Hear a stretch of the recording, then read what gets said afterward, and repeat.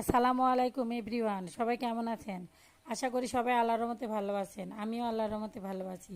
আজকে আমরা বাসায় সবাই মিলে ভর্তা পার্টি করেছি। তো ভর্তাগুলোর সাথে আপনাদের পরিচয় করিয়ে দিই।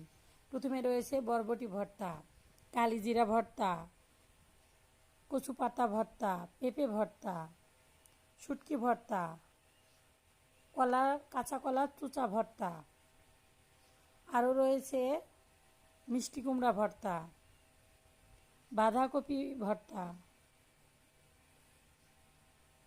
ডিম ভর্তা, আলু ভর্তা, বেগুন ভর্তা,